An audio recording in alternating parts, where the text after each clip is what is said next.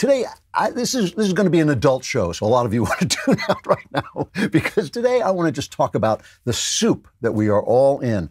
Ross Douthat in the New York Times, he is Knucklehead Row. Do we have the Knucklehead Row song? Let's have the Knucklehead Row song if we're going to talk about Knucklehead Row.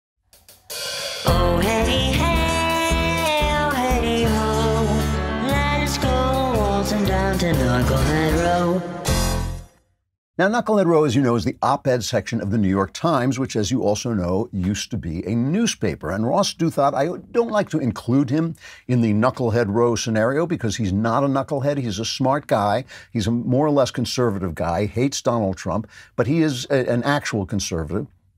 And he has a piece in the Weekend Times saying, why do so many Americans think the election was stolen?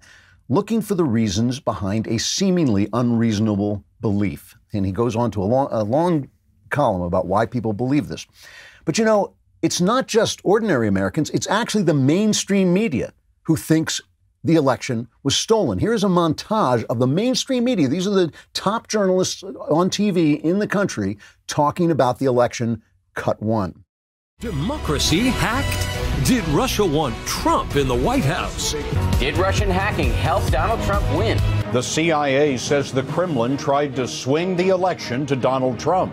There's no disagreement about Russia hacking the election. The intelligence community, the FBI, Democrats and Republicans believe that Russia hacked the election. The CIA has concluded the Russians intervened to help elect Donald Trump. That is where they are in this issue now, that Russia was not only interfering, but was trying to deliver this election to Donald Trump. You have this very real skepticism about how legitimate was this election.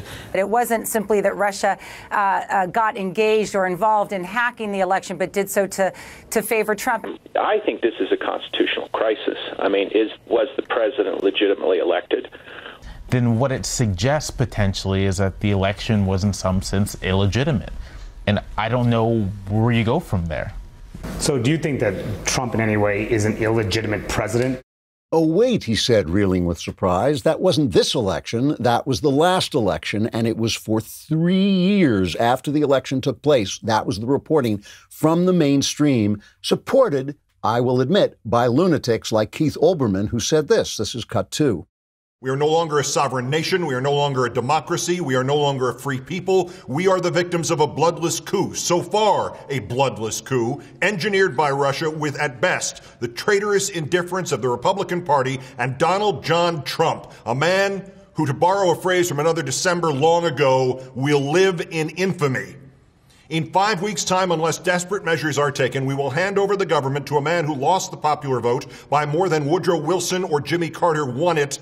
A man whom the Russians wanted to run our country for them, a man whom the Russians got to run our country for them, a man for whom the Russians interfered with our elections, which if we did it to another country would be described as an act of war. And in this country, we have conceded defeat. So that's GQ's Keith Olbermann talking about the election, echoed by the New York Times, a former newspaper where now Ross Douthat works. The New York Times, which said Donald Trump is the greatest threat to democracy since World War II.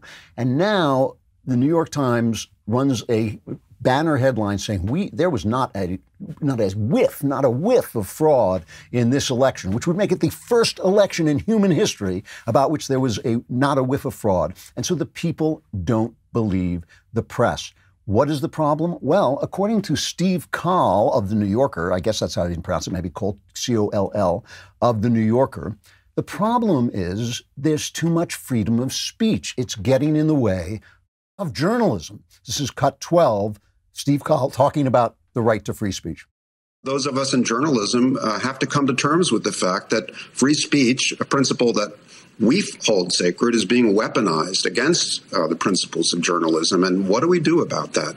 I just say, as reporters, we kind of march into this war with our facts nobly shouldered as if they were going to win the day. And what we're seeing is that because of the scale of this alternate reality that you've been talking about, our facts, our principles, our scientific method, it isn't enough. So what do we do? That's an amazing, amazing piece of elitist self-not understanding. There is no word, actually. Self-deception, I guess. Self-delusion. A guy in a bubble, they call it a bubble, I call it an iron lung. He is encircled by his own sense that he is doing everything that needs to be done to get out the truth. But the problem is that we're out here saying what we think is the truth, and that's an alternate reality. And he knows that he's using the scientific method to get the truth out, so that what he is saying is the truth, and our free speech is getting in his way. We have weaponized free speech to get in the way of elites, the clerisy, telling us what to think. So the point I want to make here is we're really at sea. I mean, all of us, because we can be wrong too. Obviously, that's true. We've got people we have to fact check, and we have to do the same sorts of things. But they have a lot of reporting power, and they're liars, and they're self-deceived. And so we are actually in a point where it's very, very hard for any of us to know what's true.